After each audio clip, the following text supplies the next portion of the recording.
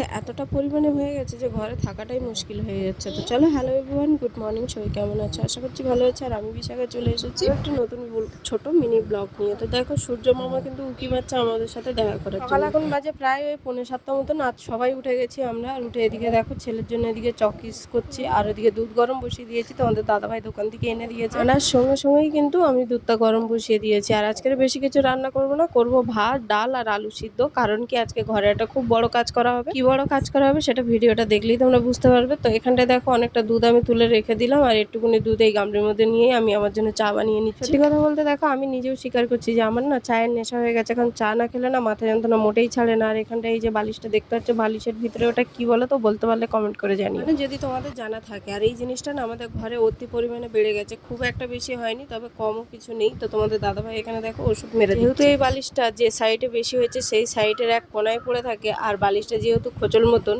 আর এই বালিশটাতেই কিন্তু সবচেয়ে বেশি হয়েছে। তারপরে বালিশ, গদি সমস্ত কিছু বাইরে বের করে দিয়েছে তোমাদের দাদাভাই। বললো আমি না আসা অব্দি এগুলো তোলার কোনো দরকার নেই, কোনো রকম ভাবে তোমরা আজকের দিনটা একটু কাটাও। তোমাদের দাদাভাই অফিসের কাজের থ্রুতে যাবে সিটি মার্কেটে কিছু জিনিসপত্র আনার জন্য। উনি যাবে আর ওনার মানে যিনি ওনার উপরে কাজ করে উনি যাবে, ওনারা দুজন যাবে। তো আমি বললাম ঠিক আছে, সমস্যা নেই, আজকের দিনটা কোনো রকম ভাবে আমরা কাটি। আজকে যেহেতু বৃহস্পতিবার, আমরা কিন্তু শনিবার কি রবিবার গাড়িতে উঠবো। হ্যাঁ, বৃহস্পতিবার কি শুক্রবার দেবে টিকিট কাটতে। যদি শনিবার হয়ে যায় তাহলে কিন্তু আমরা শনিবার রওনা দেবো ব্যাঙ্গালোর। চলে যাবো নিজের গ্রামের বাড়িতে সুন্দরবনে। ভিডিওটা ছিল এই অবধি।